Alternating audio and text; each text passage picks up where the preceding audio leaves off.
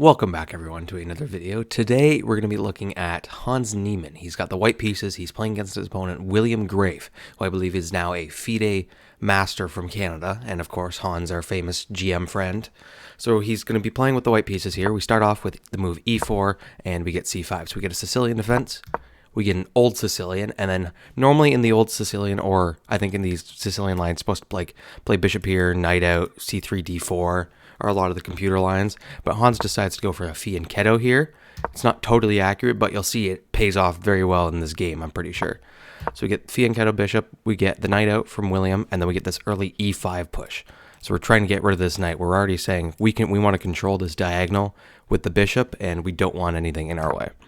So he moves the knight out, and then Hans plays this early move, knight to g5. Basically, he's trying to take advantage of the fact that there's nothing open along this file yet, and he wants to reroute his knight to the center here, because you'll see later that this knight become very key asset for the game. So William decides to open up. He's attacking the knight here, and so Hans, of course, reroutes the knight because that was his plan anyways. He tried to induce that move. So now his knight has huge control over this center space. So we get another fianchetto from William here, bishop g7, and then we get an aggressive move c4, basically trying to play around with this knight and get rid of it because it's got like no good spaces left. It has to go all the way back somewhere. So it slides back to c7, and then we get this aggressive knight jump into the middle, like I just said. So we get a check here, and the king is forced to remove his castling rights because now we get this knight that has a lot of control over this center space here. And so we get an aggressive d4. We're trying to rip open the center here. Notice how Hans hasn't even castled yet because he knows that his attack is so much more important here to do aggressive and play it early instead of castling. We get knight takes, and then we get bishop over here. So basically you're trying to target this pawn, trying to open up the king and give some checks here in the center.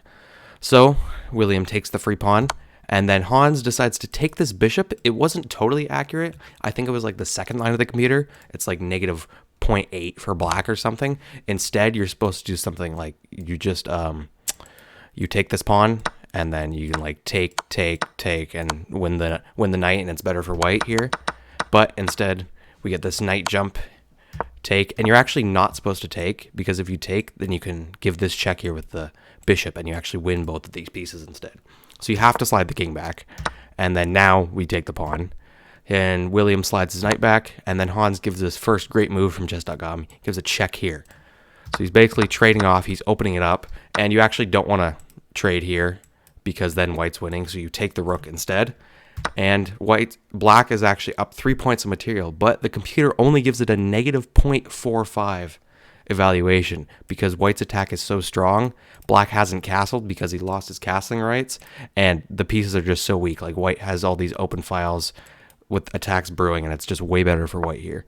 So Hans moves his bishop here. He's getting ready to castle. William centralizes the rook. He's trying to open up the c file. Hans brings the bishop. You'll see this bishop becomes a key asset later too, both of them actually, in the game. And we get knight d2, attacking the bishop, so the bishop slides all the way back. And then we get castling. So Hans is totally safe, while William, on the other hand, his king is totally wide open. He can't castle. He's cut off from every angle. And so we get an aggressive f5, and we get this move c4. We're trying to get it in with the queen, because this king is still in the center, so we got to attack it as soon as we can. So king slides over because he knows that there's going to be an attack brewing, so he has to slide over to the corner, maybe try and hide, get his rook over. And so we get this knight back. We're targeting this bishop because William knows that it's super strong here, and it's cutting off all diagonals, and so he's trying to get rid of it. So Hans slides it all the way back. And then we get this move d6. So black is still definitely better here. He's up 3 points, but it's only a -1 advantage. And then so Hans slides his rook over to d1. He's trying to open up this file. He's going to move this knight at some point. And so we get the move queen e7. And Hans is infiltrating with this queen. He goes a6. He's going to try to win these pawns, and you'll see later that it becomes a huge play. And we get this first great move here. We get c5. Sorry, second great move. So we get c5. So you try to open up this position. And you're going to see here that becomes a key part of this attack. And d5, and then we get bishop d6. So you're attacking this queen slides over, and then we get this another great move. We get bishop e2, because we're basically going to bring this bishop over, and you shouldn't take because it actually allows the bishop to come in, and this queen is super weak. It can't go anywhere along this back rank, basically, and it's stuck on the corner there. So we take the pawn with check, King slides back. Now we take the pawn. And then now William knows that Hans has a big attack here, so he's going to try and trade everything here. He wants to open it all up. So Hans take back, and then we push the c-pawn here. So now we're trying to get a trade of queens. And of course, Hans doesn't want to trade. King slides up, and then we get knight f3, rook over, and then we're blocking in the pawn here because you don't want it to push. The queen slides over, we get rook here defending the knight. Queen slides to a5, and then defend the bishop. It gets attacked again, and then we defend it again here. So the king slides back. So now Hans is up 2 points of material, but he now has a +1 advantage here going into the computer. And so we get another great move. He sacrifices the knight. You, of course, can't take because then you lose the knight.